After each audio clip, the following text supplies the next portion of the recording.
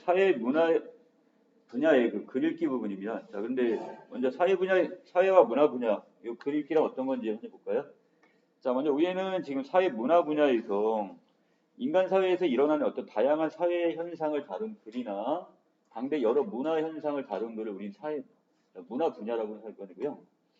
자, 밑에 부분에서는 또 사회 분야는 자, 정치, 경제, 언론 같은 것들. 그리고 더 나아가 문화 분야는 뭐가 있어요? 자, 아랫부분에 보시면 우리 의식주부터 해서 언어, 풍습, 종교, 학문까지가 다 문화에 또 집어넣네요. 자, 이런 다양한 어떤 분야의 글 읽기가 있을 겁니다. 자, 이때 그 특징이 뭐가 있냐 이런 글들은 자, 첫 번째가 그 사회 문화적 현상의 단순한 이해를 넘어서 그 이면에 있는 본질적인 특성 및 원인, 문제점들을 분석하고 그 문제 상황에 대한 대안을 제시하는 글들이 많습니다. 자, 그 다음에 두 번째는요. 바로 볼게요. 사회 현상에 대한 생생한 반응을 보여준다는 점에서 그리고 더 나아가 현상에 대한 글쓴이의 생각을 반영하고 있다는 점. 자, 그래서 우리가 이러한 글들을 좀 읽을 필요가 있다는 얘기예요. 자, 두 번째 갑니다. 자, 구체적인 읽기 방법인데요. 자, 큰 타이틀만 정리할 겁니다. 자, 그 글에 담겨져 있는 우리 사회적 요구나 그다음 신념을 비판적으로 우리가 파악할 필요가 있습니다. 이걸 무조건 받아들이면 안 돼요. 사회적 그 요구, 그 시대적인 요구가 과연 타당한지 이걸 비판적으로 우리가 지금 수용할 필요가 있습니다. 그래서 타당성과 그 다음에 이 비판성 이걸 좀 봐야 되고, 자, 두 번째 사회적 현상의 특성을 이해를 할 필요가 있습니다. 자, 그래서 지금 이렇게 되게 지금 사회 구조가 복잡하다 보니까 그리고 여러 가지 다양한 사회적 현상이 지금 빚어지고 있단 말이야. 자, 그래서 이런 상황에서 지금 맨 마지막 여러 매체를 이용해서 글의 소재가 되는 이 사회적 현상의 특성을 이해하는 것이 필수적일 겁니다. 자, 지금 어떤 문제가 있지? 그리고 우리가 어떻게 이걸 해결해야 될지 여기까지 지금 우리가 고민을 해볼 거예요. 자, 밑에 가시면 이 작품에서는 지금 2700년 대한민국이 사라진다 이렇게 나와버렸네요. 자, 여기서 지금 출산율과 관련시켜놨는데, 자, 1980년대 평균 출산율이 27세인데 비해서 평균 출산 연령이 자, 2010년이 됐더니 지금 언제로 31세로 지금 나타났답니다. 자, 전체적으로 결국 어떻게 되는 거야? 평균 출산 연령은 점점 늘어나고 나이가 지금 올라가고 그 다음에 거기에 따라 여러 가지 어떤 가치관의 좀 변화가 있는 것 같은데, 자, 그 이유 출산을 꺼리는 가장 큰 이유는 뭐예요? 바로 양육비적인 문제, 이게 가장 크고요. 자, 그 다음에 또 한 가지는 결국 어떻게? 자, 여성들이 만약에 결혼을 한 후에 아이가 태어나게 되면 자, 퇴직을 하는 경우가 좀 많습니다. 자, 바로 이런 여성의 어떤 경력 단절의 문제, 두 가지를 다루고 있습니다. 자, 여러분들 지금 얼마 들어간대요? 2억 6천 들어간대요. 아, 공부하기 싫은데 아버지한테 2억만 지금 당겨달라고 하면 당겨주실까? 자, 바로 나갈지 몰라. 자, 밑으로 갑니다. 자, 이 글은 우리 사회의 어떤 평균 출산 연령이 점점 높아지고 이 저출산 현상이 심화되고 있는 사회 현상을 다루면서 그 원인을 분석하고 있는 글입니다. 자, 이 상황에서 두 가지죠. 아까 얘기했던 양육비와 그 다음에 출산으로 인한 근무 단절을 주요 원인으로 좀 들고 있고요.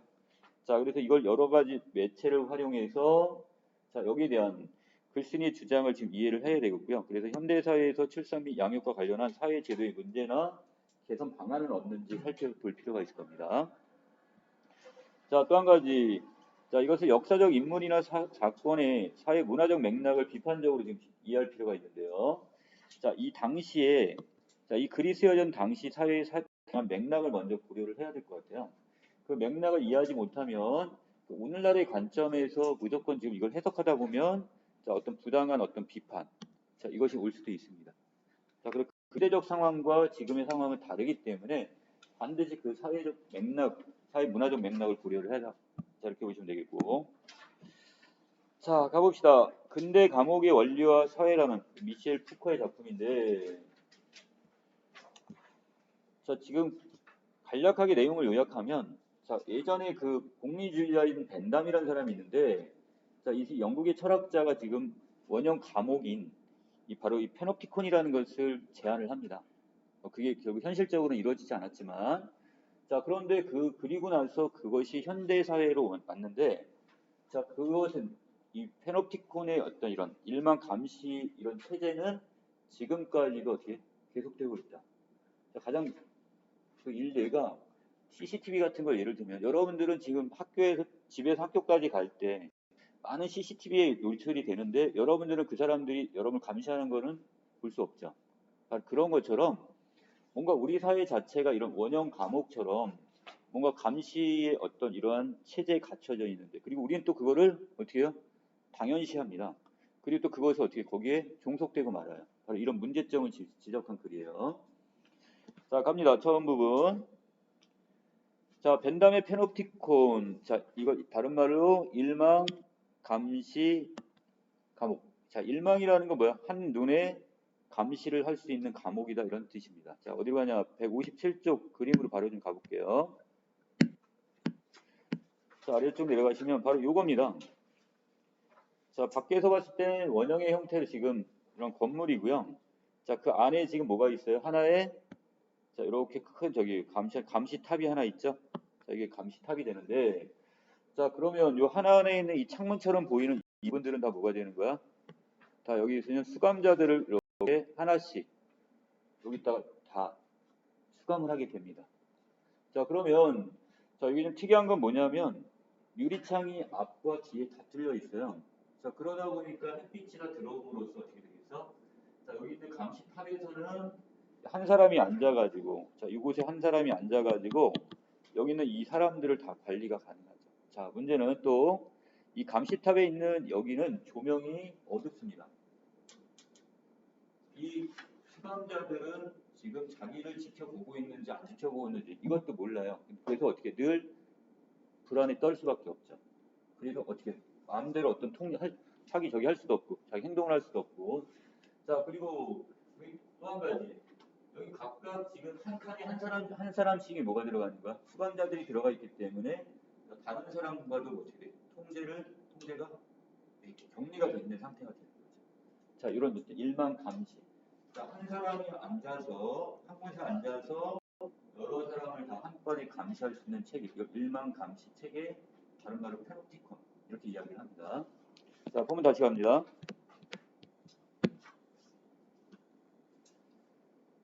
자, 벤담의 페놉티콘은 자, 원리는 잘 알려져 있는데 주인은 원형의 건물이 지금 에워싸고 있고 자, 이곳엔 누가 갇혀 있는가? 수감자들이 갇혀 있겠죠? 자, 그 중심에는 탑이 하나 있습니다. 이건 감시자가 여기 앉아 있을 겁니다. 탑에는 원형 건물의 안쪽으로 향해 있는 여러 개의 큰 창문들이 뚫려 있고요. 자, 그리고 그 건물은 자, 독방들로 되어 있어요. 자, 한 사람씩 거기에 수감이 되게 되어 있습니다. 자, 독방 하나하나는 건물의 앞면에서부터 뒷면의 여러 내부의 공간을 모두 차지하는데 자, 독방에는 두 개의 창문이 있습니다. 자, 하나는 어느 쪽을 향해 놨고요. 안쪽을 향해 탑의 창문과 자, 마주하는 위치입니다. 자, 이것은 누가 감시를 용이하게 하도록 감시자가 지금 용이하도록 감시할 수 있도록 이렇게 뚫려 있는 창문이고요.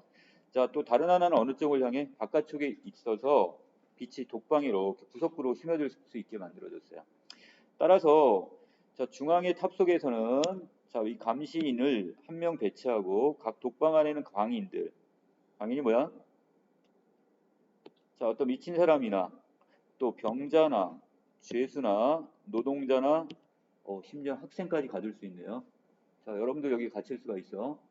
자, 그래서 등을 누구든지 한 사람씩 감금할 수 있게 되어 있는 체제입니다. 자, 이때 역광선의 효과를 이용해서 주위 건물들의 독방 안에 있는 수감자의 윤곽이 정확하게 빛 속에 떠오르는 모습을 탑에서 파악한다 다른 말로 감시할 수 있게 되는 거죠. 자, 각각의 수많은 감방은 바로 완전히 개체화되고 항상 밖의 시선에 노출되어 있어서 자, 마치 자, 모모 같다. 자, 지규적 표현입니다. 비유법이 여기 쓰였다고 그랬죠? 자, 여기 비유의 방식이었는데 한 사람의 배우가 연기를 하고 있는 수많은 작은 무대들이 나열된 것 같다. 자, 각각의 방을 뭐라고 보는 거예요? 하나하나의 한 사람의 배우가 연기하는 작은 무대로 봤고요. 이 무대들이 어떻게 되는 거야? 여러 개가 쭉 나열되어 있는 자, 그러한 체제의 형태로 되어 있다고 보고 있습니다. 자, 여기 있는 배우는 누가 되는 거죠? 감시자의 죄수가 되는 거죠. 수감자를 여기서는 지금 배우로 표현했습니다. 자, 아랫부분. 자, 일만 감시의 이런 장치는 끊임없이 대상을 바라볼 수 있고 즉각적으로 판별할 수 있는 그러한 공간적 단위를 구획 정리합니다. 이걸 나눴단 말이야. 그 공간을. 자, 다음 장. 자, 요약을 하면 이곳에는 지하 감옥의 원리가 뒤바뀌어 있습니다. 자, 뭐가 지금 뒤바뀌어 있을까요? 먼저 지하 감옥의 세 가지 기능. 자, 감금의 기능과 두 번째 빛을 차단하는 기능, 숨겨두는 기능 등. 자, 이 중에서 자, 첫 번째만 남겨놓고 감금하는 걸 빼놓고 나머지 두 개. 자, 빛을 차단하거나 숨겨두는 기능 자체는 어떻게 되고 있어요? 외려 없어져 버렸죠. 자, 거꾸로 어떻게 돼 있어요? 빛을 더 많이 받음으로써 거기 안에 있는 그 수감자, 이 죄수의 상태를 다 파악할 수 있게 하고요. 숨겨두는 게 아니라 오히려 어떻게 돼 있어? 각자 따로따로 노출을 시키고 그것을 한 사람이 다 감시할 수 있게 만들어졌죠. 자, 밑으로 갑시다. 자, 일반 감시 감옥에서는 충분한 빛과 그 다음에 감시자의 시선이 지하 감옥에서 보호 구실을 하던 어둠의 상태보다 훨씬 수월하게 상대를 한다 감시할 수가 있게 되는 거죠. 자, 이러한 형태는 자, 무엇보다 저 감금 시설 속에 밀집해 있으면서 혼잡하고 소란스러운 대중의 모습을 보지 않게 해줍니다. 자, 보통 같은 감옥에는 어떻게 한 사람이 아니라 여러 사람이 같이 하나의 공간 안에 이렇게 어떻게 감금이 되는데 여기서는 한 사람씩밖에 안 들어간단 말이야. 자, 그리고 사람들은 저마다 감시자가 정면으로 바라볼 수 있는 독방 안에 감금된 채 자기 자리를 지키고 있습니다. 자, 그러나 이쪽의 벽은 수감자가 동료들과 접촉하는 걸 어떻게 됐어요? 차단하는 역할을 하게 되는 거죠. 자, 그렇기 때문에 옆 사람과 옆에 있는 사람과 절대 같이 소통이 안 돼요. 감시자는 수감자를 볼 수는 있지만 수감자가 감시자를 볼 수는 없습니다. 자, 이게 조명 때문에 그렇다고 했어요. 자, 그런 누구? 죄수, 수감자입니다. 자, 수감자는 정보의 대상이 되긴 해도 정보 소통의 주체가 되는 건 안 됩니다. 그래서 누구한테 노출이 되는 거야? 감시자한테 노출이 되니까 정보의 대상이 되긴 하죠. 자, 하지만 그렇다고 옆에 있는 죄수들과 소통은 안 되는 말이야. 주체가 될 수 없다고 하는 거야. 자, 그 다음에 중앙탑과 마주하도록 방을 배치함으로써 일종의 축을 형성하는 바로 이 가시성, 눈으로 보여지는 이거 강요되는 반면 자, 원형 건물에 분할된 부분들과 완전히 분리된 독방들은 자, 옆방으로부터 비가시성을 또 의미하게 됩니다. 이 의미 아시겠어요? 한쪽은 지금 가시성인데 또 이게 뭐라고 했어? 비가시성도 갖고 있대요. 누구한테는 보여지는 거고 감시한테는 보여지니까 가시성이네요. 하지만 옆에 있는 사람들과는 서로 볼 수가 없기 때문에 비가시성이 되는 겁니다. 됐어? 자, 다음 장. 자, 이러한 비가시성은 질서를 보장해 줍니다. 자, 수감자가 죄인. 자, 여기 갇혀 있는 사람들이 누구냐 이건데. 자, 죄인이라면 음모나 집단 탈옥의 시도, 출소 등의 새로운 범죄 계획 등 자, 여기 상호간의 나쁜 영향 염려가 전혀 없습니다. 자, 또 이것을 누구로 본다면 자, 병자로 본다면 어떤 자, 전염의 저기가 없죠. 그래서 여러분들 격리시키는 거예요, 지금. 자, 또한 광인, 미친 사람이라면 상호 폭력을 행사하는 위험도 없고 자, 어린아면 남이 한 숙제를 베끼거나 시끄럽게 굴고 수다를 떨어 주의를 산만하게 하는 짓을 방지할 수가 있습니다. 이걸 써볼 수 있다는 얘기예요.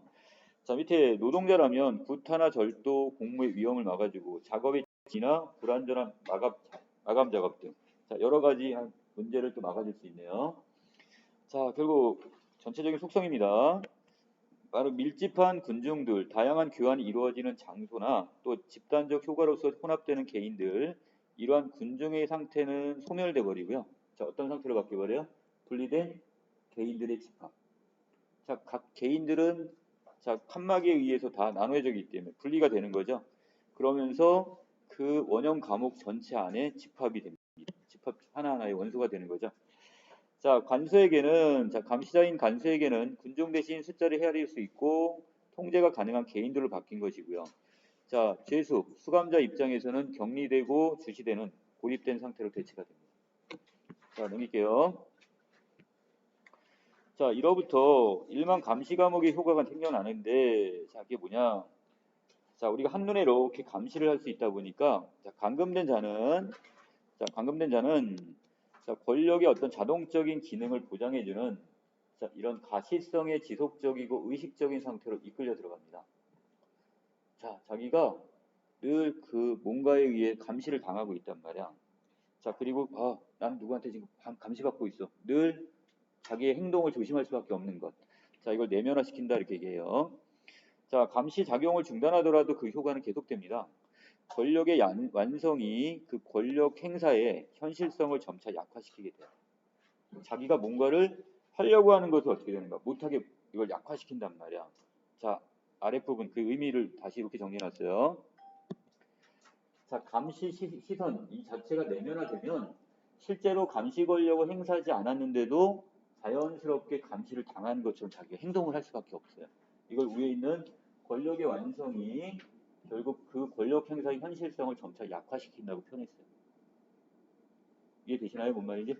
자, 아랫부분 이러한 건축적 장치는 권력을 행사하는 사람과 상관없이 어떤 권력 관계를 새로 만들고 이를 유지하는 기계 장치가 되고요. 자, 그래서 이걸 통해 자, 감시자가 누구인지 상관없어요. 그냥 거기에 의해서 어떻게 사람들은 그 안에 있는 수감자들은 늘 거기에 대해서 그냥 자기가 거기 통제를 받다고 생각을 하는 거야. 예속이 된다고 얘기해요. 그 부분에서. 요컨대 수감자는 스스로 그 상황을 유지 또는 어떤 권력적 확장 상황 속으로 자, 편입이 돼버립니다. 자, 이것을 그 아랫부분에 뭐라고 표현했냐. 일반 감시 과목이 이런 그 구조는 보임과 보임의 결합을 분리시켜 버립니다. 자, 봄과 보임의 결합 이걸 분리시켰다고 했는데 자, 무슨 얘기냐? 즉 주위를 둘러싼 원형의 건물 안에서는 자, 누가 있는 거예요? 이 안에? 자, 수감자가 있겠죠? 자, 수감자는 아무 보지 못한 채 완전히 보이기만 해요. 맞죠? 또 중앙부 탑 속에 있는 건 감시자겠죠? 감시자는 탑 속에서 모든 것을 볼 수는 있지만 밖에서는 탑 안이 절대로 보이지 않습니다. 자, 그러므로 봄과 보임의 결합을 분리한다 이렇게 지금 보고 있는데 자, 보는 자는 누구고요? 감시자고 자, 보임을 당하는 것은 수감자가 되는 거니까 분리가 됐다는 뜻이에요. 자, 이런 구조는 권력을 자동적인 것이며 또한 비개성적인 것으로 만들기 때문에 바로 중요하다고 얘기를 합니다. 자, 이게 무슨 말이냐? 비개성적이라는 말이 있는데 자, 아랫부분에 그 빨간색 부분입니다. 자, 감시자가 보이지 않기 때문에 언제나 감시당하듯 행동하게 되고 이걸 자동적이라고 보시면 되겠죠? 자, 또 한편으로 감시자가 누구든지 수감자를 감시할 수가 있어요. 바로 이게 비개성적이다 이렇게 보시면 돼요. 자, 그래서 그 권력은 개인에게 있는 게 아니라 구조 자체에 있기 때문에 그래요. 그래서 누가 권력을 행사하느냐는 중요한 게 아니에요. 비개성적이야. 그래서 똑같아. 누가 통제를 하든 우연히 걸려든 그 누구라도 이 구조를 활용할 수가 있습니다. 따라서 그 관리 책임자가 부재 중이라면 가족이 됐던 측근이 됐던 그 친구나 방문객, 타인조차도 그 일을 대신할 수가 있습니다. 자, 마찬가지로 이 구조를 활용하는 동기가 동기 다른 말로 이걸 뭐로 바꾸면 돼요? 목적이겠죠? 자, 그 목적이 무엇인가 상관은 없어요. 그것이 경솔한 사람의 호기심이 될 수도 있고 어린아이 장난이 돼도 상관없고요. 자, 직접 호기심 내지 아니면 몰래 살피거나 처벌하는 데에서 기쁨을 찾는 자, 어떤 짓궂은 장난이건 상관이 없습니다. 이러한 익명에 자, 보이지 않는 자, 이런 일시적인 어떤 관찰자가 많으면 많을수록 수감자는 자, 간파될 위험과 관찰되는 불안감을 더 많이 느끼게 됩니다. 자, 그래서 익명, 이름을 알 수 없는 자, 정체를 밝히지 않는 어떤 사람이 자, 많으면 많을수록 수감자는 더욱 불안감을 느낄 수밖에 없어요. 자, 그래서 일반 감시 감옥은 아주 다양한 욕망에서 권력의 동질적 효과를 만들어내는 경이로운 시설입니다. 자, 그래서 자, 여기에서는 어떤 감시를 실시하는 동기와 상관없이 자, 수감자가 감시를 내면하게 된다는 얘기죠. 자기 자신이 늘 두려울 수밖에 없다는 뜻이에요. 자, 밑으로 갑니다. 벤담은 일반 감시 감옥이 그렇게 섬세한 것일 수 있다는 사실에 자, 경탄을 합니다. 자, 쇠창살이나 쇠사슬 그리고 묵직한 자물쇠 이런 거 필요 있어요? 없어요? 없어요. 하나씩 가뒀기 때문에 필요 없어. 단지 구분을 명확히 하고 출입구를 잘 배치기만 하기만 하면 되고요. 자, 성과 요새의 형태, 건축으로 된 육중한 옛날 감옥 대신에 단순하고 경제적인 기하학적 구도의 빈틈없는 감옥이 들어선 겁니다. 자, 위에 있는 감옥은 뭘 얘기하는 거야? 기존에 있는 감옥을 얘기하는 거죠. 집단적이고 여러 사람이 지하 감옥 같은 데 이렇게 갇혀 있는 상태를 얘기한 거라면 자, 그 다음 밑에 있는 이 감옥은 바로 이 페놉티콘. 자, 이것을 지금 얘기하는 거니까. 자, 의미가 좀 다르네요, 이때. 두 개가. 자, 밑에 권력의 효과와 강제력은 말하자면 다른 쪽, 즉 감시자 쪽으로도 옮겨가게 된대요. 자, 이게 무슨 얘기냐? 자, 이 부분 되게 조심스러워요. 자신이 감시되고 있다는 사실을 알고 있는 자는, 자, 누구죠? 수감자겠죠? 수감자는 스스로 권력의 강제력을 떠맡아서 자발적으로 자기 자신에게 작용이 되도록 한대요. 그럼 자기 스스로가 뭐가 되는 거야? 감시자가 되는 거야. 자기 자신을 감시하는 거야. 자, 이 수감자는 권력 관계를 내면하여 1인 2역을 하는 셈입니다. 지가 수감자이면서 지가 자발적인 감시자가 돼버리는 거야. 자기 스스로. 자, 그리고 그는 그 스스로 거기에 예속돼 버립니다. 종속돼 버렸다 이렇게 보시면 되겠죠? 자, 바로 이런 사실 때문에 외부의 권력은 자, 물리적인 무게를 덜 수 있고, 자, 실제 감시 권력 차지는 이 안에 있다면 그냥 이 수감자를 집어넣어 버리면, 자, 그 무게, 물리적인 것들, 더 많은 누구를, 이 사람들을 통제하기 위해서 더 많은 그 누구를 집어넣을 필요가 없어요. 감시자를 집어넣을 필요가 없단 말이야. 한 사람만 그 감시탑에 있으면 돼. 또 점차 그 형태가 희미해집니다. 권력이 한계 지점에 가까워질수록 그 효과는 더 지속적이고, 자, 그 다음에 깊어지며 단 한 번에 획득되고 끊임없이 그것이 다시 갱신, 다시 새로워질 수가 있습니다. 새롭게 바꿀 수 있단 말이야. 즉, 권력은 모든 물리적인 충돌을 피하고 늘 앞서서 승리한다 이렇게 표현했습니다. 자, 결국 이 하나의 어떤 일만 감시 체제, 이걸 통해서 권력은 계속해서 유지가 될 수가 있는 거예요. 자, 끝부분입니다. 일만 감시 감옥의 기능은 일반화될 수 있는 모델입니다. 이 시설은 인간의 일상생활과 권력의 관계를 규정하는 하나의 방식과 같은데요. 자, 일만 감시 감옥의 구조는 오늘날에도 여러 가지 변형을 만들어내고 있어요. 지금도 이것과 유사한 사례들이 상당히 많다는 얘기예요. 그러니까 실제 그것은 현실화되지 못했지만 그러한 요소들이, 그러한 체제들이 지금 현재 사회에 많이 나타난다는 얘기야. 자, 이 세기 동안 그 시설에 대한 상상의 강렬함이 어느 정도였는지를 말해주는데, 그러나 이 시설을 일종의 몽상적인 건물로 이해해서는 안 돼요. 그냥 환상에 불과하다고 생각하시면 안 된대요. 자, 그것은 이상적인 형태로 압축된 어떤 권력 구조의 구조이고 체제의 구조이고 어떤 저항도 받지 않고 행해지는 그 기능이야말로 자, 단순화된 건축이면서 시각적 체계라 볼 수 있대요. 자, 사실 그것은 보편적으로 활용할 수도 있고 또한 그렇게 해야 하는 자, 이걸 정치 기술의 형태라고 표현했습니다. 자, 마지막.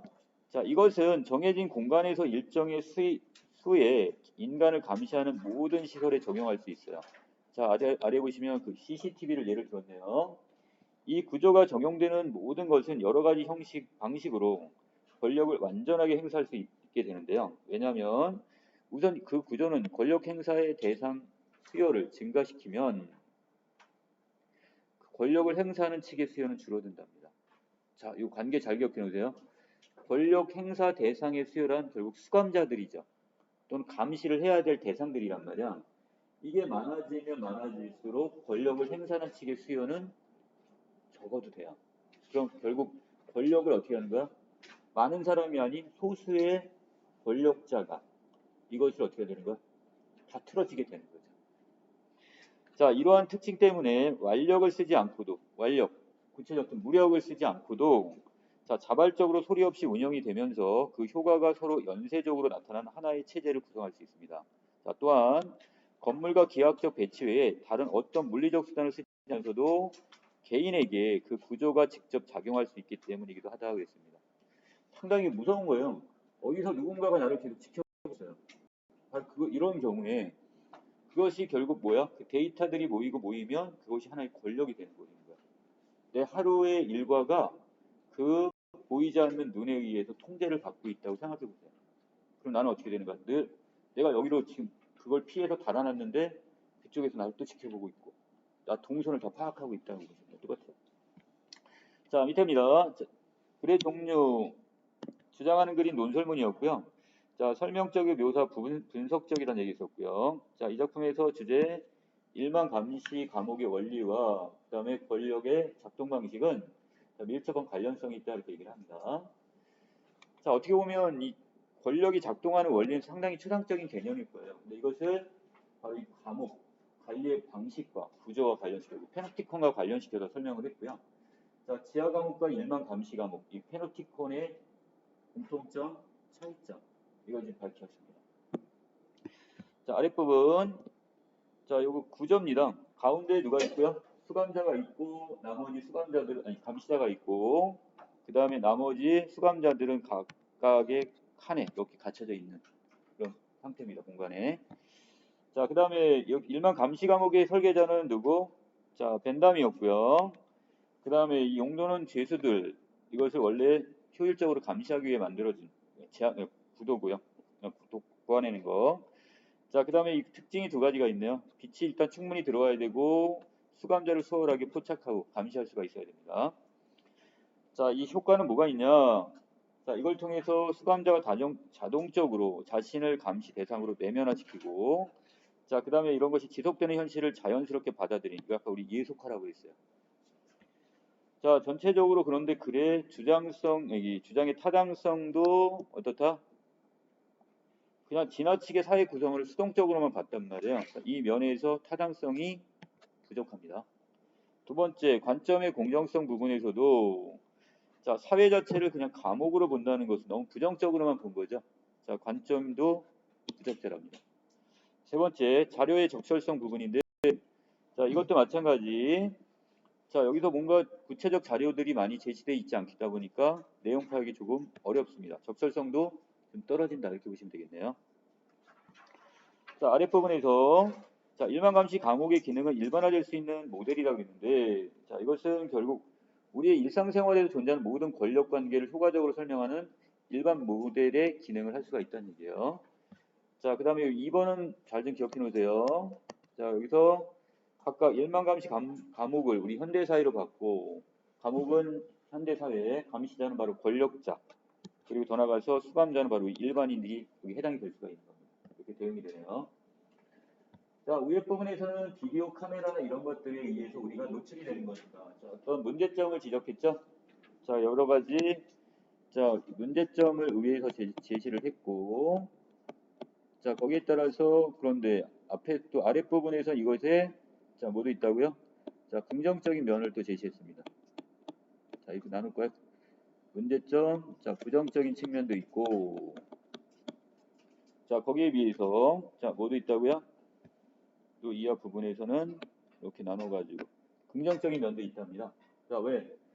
자, 내가 지금 어떤 나의 사생활이 노출이 되지만 한편으로는 이 흑인 로드니킹 사건처럼 자, 권력의 횡포 자체를 어떻게 할 수 있어? 내가 감시할 수도 있어요. 역감시가 되는 거죠. 자, 그렇다면 자, 이때 일반 감시 과목의 원리는 심의를 억압하는 데 사용하지만 자, 반대로 감시 제도가 권력을 감시하고 견제하는 역할을 합니다. 자, 여기다 역감시 하나 써놓을게요. 자, 우리가 이 권력자들을 거꾸로 역감시할 수 있는 긍정적 기능도 있다 이렇게 보시면 됩니다. 됐나요? 자, 뒷부분에서는 자, 어떤 사회 문화적 관점에서 지금 접근하는 입장인데, 자, 병자호란에 여기서 남한산성에서 어떤 우리가 항전을 하고 있는 상황인데, 최명길 입장에서는 결국 뭐냐? 얘는 화친을 해야 된다. 여러 가지 이유를 듭니다. 그리고 또 김상원의 입장에서는 아니다. 끝까지 우리는 싸워야 된다. 이걸 지금 주장하는 내용이에요. 세부적인 내용을 여러분들이 좀 읽어보시고요. 자, 맨 마지막 부분에서 정리합시다. 자, 이걸로 정리할게요. 바로 2번. 자, 바로 이 3년도에 구역까지 당했던 우리 남한산성에서의 어떤 싸움인 병자호란을 얘기하는데, 자, 바로 2번에 보시면, 자, 최명길은 화친을 주장합니다. 자, 그 이유는, 청나라의 화친을 주장하는 이유는 성안이 지금 피폐하여 항전하는 것입니다. 양식도 다 떨어지고, 자, 지금 날씨도 되게 춥단 말이야. 이건 그리고 후위를 도모하기 위해서라도 지금은 화친을 해야 된다. 이렇게 주장을 합니다. 자, 거기에 대해 김상원의 입장에서는 하늘이 덥고 성이 지금 튼튼하기 때문에 끝까지 우리는 어떻게 하자? 싸우자. 죽음으로써 죽음을 무릅쓰고 우리가 항전하는 것이 결국은 진정한 화친을 도모하는 길과 마찬가지다. 우리가 힘이 없으면 결국 그 나라에 뭐가 되는 거야? 무릎 꿇고 그 나라의 신하국이 될 수밖에 없다는 뜻이에요. 지금 끝까지 결사 항전을 지금 주장하는 게 김상원. 자, 결국 하나의 저기가 그 시대적 상황에 따라 다르게 판단이 될 수 있는 거죠. 자, 여기까지 내용 정리 마치겠습니다. 자, 아랫부분 163쪽까지 정리 마쳐주세요.